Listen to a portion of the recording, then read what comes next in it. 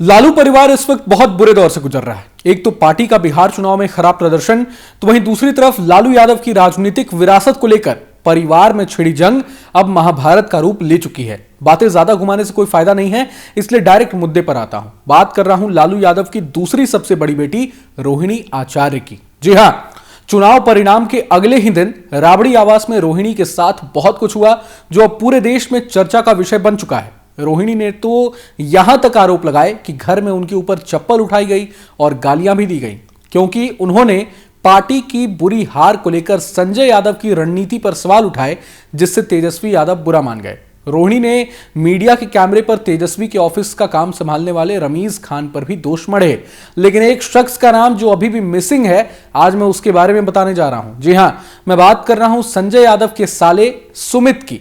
सुमित भी इस कहानी का हिस्सा हैं और रोहिणी के साथ 15 नवंबर को जो कुछ भी हुआ, कहीं ना कहीं उसके पीछे सुमित को भी एक बहुत बड़ी वजह माना जा रहा है। रही बात चप्पल उठाने की, तो मीडिया रिपोर्ट्स के मुताबिक संजय यादव पर सवाल उठाए जाने से नाराज होकर खुद तेजस्वी ने अपनी बहन पर चप्पल उठाने की कोशिश की थी। हालांकि न्यूज नेशन इस बात की पुष्टि नहीं करता, लेकिन तेजस्वी और रोहिणी में लड़ाई की असली वजह क्या है यह मैं बताऊंगा, क्योंकि हर कहानी के दो पहलू होते ही हैं। रोहिणी का पक्ष तो आप जान चुके हैं, लेकिन दूसरे पक्ष की स्टोरी मैं आज बताने जा रहा हूं। रोहिणी की अपनी महत्वाकांक्षा भी इस पारिवारिक कलह की एक बहुत बड़ी वजह मानी जा रही है। कुछ लोग ये कह रहे हैं कि इस वक्त पूरा परिवार तेजस्वी के साथ खड़ा है, जबकि रोहिणी अलग थलग पड़ चुकी हैं। अब अगर रोहिणी के साथ इतना ही गलत हुआ है, तो कम से कम माता पिता को किडनी दान करने वाली बेटी का साथ तो देना चाहिए था। इसका मतलब यह है कि कहानी में कुछ ना कुछ तो झोल जरूर है। अब रोहिणी का अगला कदम क्या होगा? बड़ी बहन मीसा भारती ने क्यों चुप्पी साध रखी है और बाकी की बहनों को संजय यादव से कोई शिकायत क्यों नहीं है? इन सारे सवालों का जवाब जानने के लिए अंत तक बने रहिए।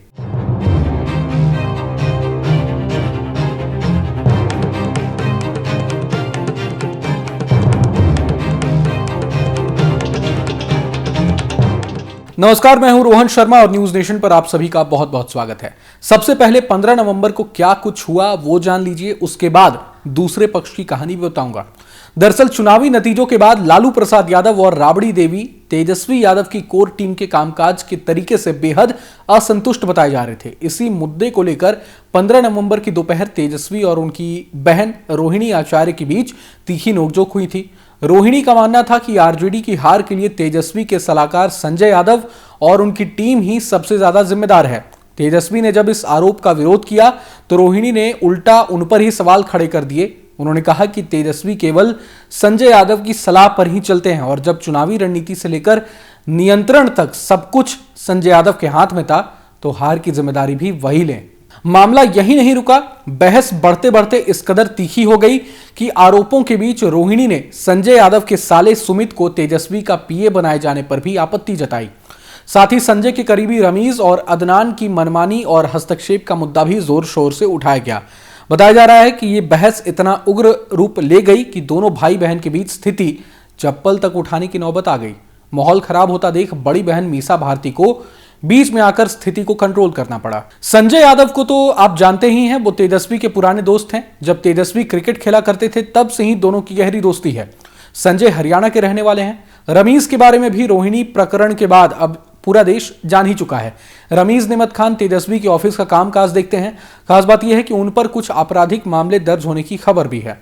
संजय के साले सुमित तेजस्वी के पीए बताए जाते हैं। उन्हें लेकर भी रोहिणी ने सवाल उठाए हैं। बहरहाल कहानी में आगे बढ़ते हैं। अब 15 तारीख को मामला बिगड़ने के बाद रोहिणी आचार्य ने उसी दिन शाम को सोशल मीडिया पर खुद को पार्टी और परिवार से अलग करने का ऐलान कर दिया और उसी शाम को पटना छोड़कर दिल्ली आ गई।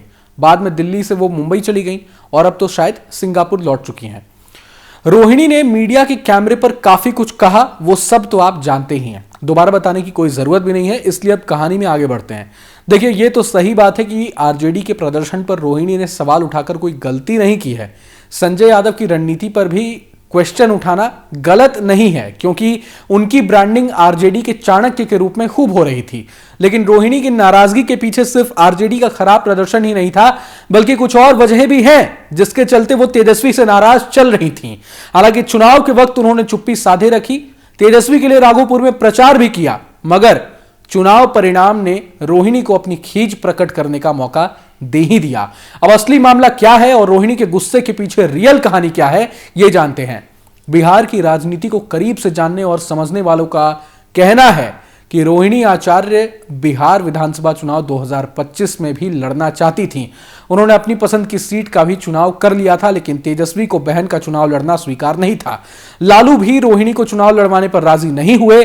तेजस्वी ने तो लालू यादव के सामने शर्त तक रख दी थी कि परिवार में सिर्फ वही चुनाव लड़ेंगे, वो भी राघोपुर सीट से। अब यह सब कुछ बहन रोहिणी आचार्य को नाराज कर गया। खास बात यह है कि रोहिणी लोकसभा चुनाव भी हार चुकी थीं। छपरा से राजीव प्रताप रूडी ने उन्हें छपरा से मात दी थी।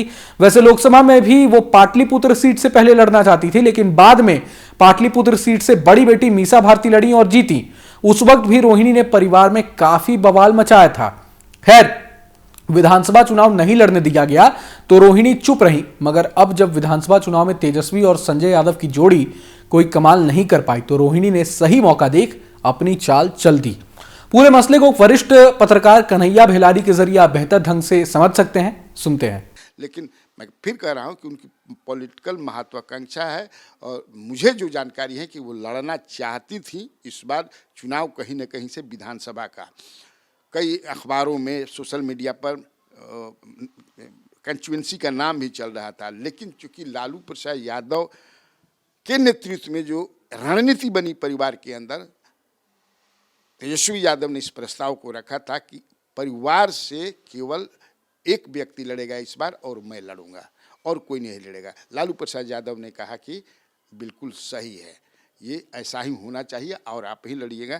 तो कई बातें हैं जो उसमें ज़्यादातर पॉलिटिकल उनका एम्बिशन है।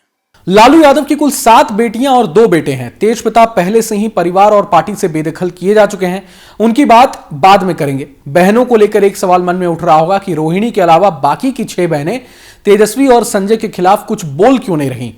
उसके लिए पहले लालू परिवार का स्ट्रक्चर समझ लीजिए। जब आप जानेंगे कि परिवार में कौन क्या करता है, सारी बहनों में कौन कहां रहती हैं, राजनीति में कौन कौन सक्रिय हैं, ये सब बात जब आप जान लेंगे तो समझ जाएंगे कि रोहिणी को छोड़ बाकी बहनों का इन सबसे कोई लेना देना क्यों नहीं है। देखिए, लालू यादव की 7 बेटियां हैं। मीसा भारती सबसे बड़ी बेटी हैं। मीसा की उम्र 49 साल के करीब है। लालू राबड़ी के बाद राजनीति में सबसे पहले इन्हीं की एंट्री हुई थी। वो लंबे समय से पॉलिटिक्स में सक्रिय हैं। मीसा के पति शैलेश एक कंप्यूटर इंजीनियर हैं और राजनीति से दूर ही रहते हैं। मीसा के बाद रोहिणी दूसरी सबसे बड़ी बेटी हैं। मीसा की तरह रोहिणी भी एमबीबीएस डिग्रीधारी हैं। उनकी शादी समरेश सिंह यादव से हुई थी और परिवार सिंगापुर में रहता है। जैसा कि मैंने पहले बताया है कि मीसा की तरह रोहिणी भी राजनीति में सक्रिय हैं। लालू की तीसरी सबसे बड़ी बेटी है चंदा यादव, जिनकी राजनीति में दिलचस्पी न के बराबर है। उनके पति विक्रम सिंह पायलट हैं। इसके बाद रागनी यादव आती हैं। इनका भी राजनीति से कोई लेना देना नहीं है, लेकिन इनके पति राहुल यादव जरूर दिलचस्पी लेते रहे हैं। वो सपा नेता हैं और चुनाव भी लड़ चुके हैं। लालू की 5वीं नंबर की बेटी हेमा यादव बीटेक की पढ़ाई कर चुकी हैं।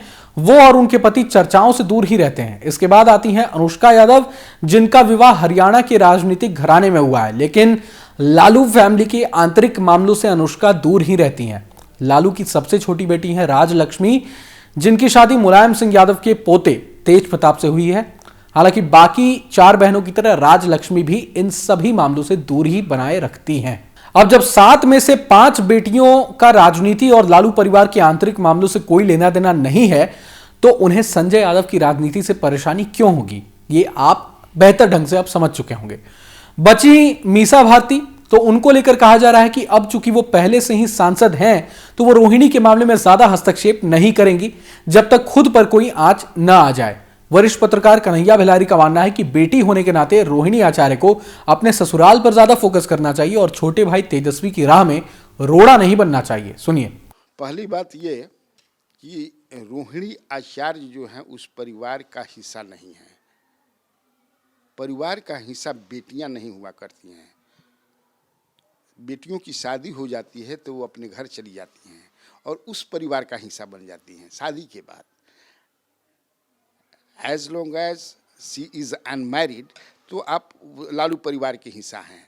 अब ब्रॉडर सेंस में आप जुड़िएगा तो फिर तो पूरा दुनिया माने एक दूसरे से जुड़ा हुआ है, सब परिवार का हिस्सा है। लेकिन मुझसे अगर पूछते हैं तो वो शादीशुदा हैं, उनके पति हैं, वो डॉक्टर हैं, उनके सास होंगे, ससुर होंगे और वो सिंगापुर में उनके पति रहते हैं, वहाँ वो डॉक्टर हैं। लेकिन चूंकि पॉलिटिकल एम्बिशन उनको यहाँ खींच लाया, और माँ बाप का लाड प्यार जो है, कभी कभी लाड प्यार बहुत दे देना भी बड़ा गड़बड़ करता है। अब एक तरफ रोहिणी आचार्य ने खुद को परिवार से दूर कर लिया है, तो वहीं दूसरी तरफ जिन संजय यादव पर उन्होंने आरोप लगाए थे, उनकी एक मुस्कुराती हुई तस्वीर सामने आई है। पार्टी की मीटिंग के दौरान यह तस्वीर ली गई है। चेहरे पर किसी प्रकार की शिकन नहीं दिख रही है। मतलब यह है कि ऑल इज वेल है आरजेडी में। और कहीं ना कहीं इससे यह भी पता चलता है कि माता पिता यानी लालू राबड़ी का साथ तेजस्वी को ही मिल रहा है। तभी तो आरजेडी के विधायक दल का नेता भी तेजस्वी ही चुने गए। साथ ही नेता विपक्ष यानी बिहार विधानसभा में नेता विपक्ष भी उन्हें ही चुना गया है। मतलब तेजस्वी ने पार्टी पर अपनी पकड़ और भी मजबूत कर ली है। इधर खबर है तेज प्रताप से एनडीए के बड़े नेताओं ने मुलाकात की है। चुनाव परिणाम के बाद यह मीटिंग हुई है। मांझी की पार्टी के नेता दानिश रिजवान और तेज प्रताप की मुलाकात की खबरें आ रही हैं। तेज प्रताप की पार्टी ने भी नैतिक रूप से एनडीए का समर्थन करने का ऐलान किया हुआ है। कुल मिलाकर माना जा रहा है कि तेज प्रताप अपनी राजनीति को नई दिशा दे सकते हैं, जिससे आरजेडी की टेंशन बढ़ सकती है। बातों को ज्यादा घुमाने की मेरी आदत नहीं है, इसलिए साफ साफ खबर बताता हूं। मीडिया रिपोर्ट्स के मुताबिक यही बातें चल रही हैं कि तेज प्रताप को कहीं ना कहीं नीतीश सरकार में मंत्री बनाया जा सकता है। उन्हें एमएलसी बनाकर मंत्री बनाने की खबरें चल रही है। महुआ विधानसभा सीट से तेज प्रताप हार गए थे और तीसरे नंबर पर रहे थे। वैसे कुछ लोगों का मानना है कि पिता लालू यादव के रहते तेज प्रताप द्वारा राजद की विचारधारा के खिलाफ जाकर ऐसे कदम उठाने की संभावना न के बराबर है। हालांकि एक बात याद रखनी चाहिए कि खुद लालू यादव ने सत्ता में आने के लिए 2015 में अपने राजनीतिक दुश्मन नीतीश कुमार के साथ गठबंधन किया था। खैर, वर्तमान की बात करते हैं। गौर करें तो जिस दिन बिहार चुनाव के परिणाम आए यानी 14 नवंबर को, उसी दिन तेज प्रताप ने अपने सोशल मीडिया पर पीएम मोदी, सीएम नीतीश कुमार और गृह मंत्री अमित शाह की तारीफ में काफी कुछ लिखा था। साथ ही साथ तेजस्वी को फेलस्वी भी कहा था। जानकारों का मानना है कि यह सब कोई संयोग नहीं है, बल्कि यह बहुत बड़ा संकेत तेज प्रताप ने देने की कोशिश की है। चुनाव के दौरान भी जब उनसे आरजेडी में वापसी का सवाल पूछा जाता था, तो वो यही कहते थे कि अब जिंदगी में कभी भी आरजेडी में वापस नहीं जाएंगे। भाई तेजस्वी को बराबर फेलस्वी कहने से लेकर संजय यादव को जयचंद कहने जैसे तमाम बातें कोई हवाई बातें तो नहीं हो सकती। अब अगर तेज प्रताप एनडीए खेमा से जुड़ते भी हैं, तो जाहिर तौर पर लालू यादव की राजनीति को एक बड़ा धक्का लगेगा।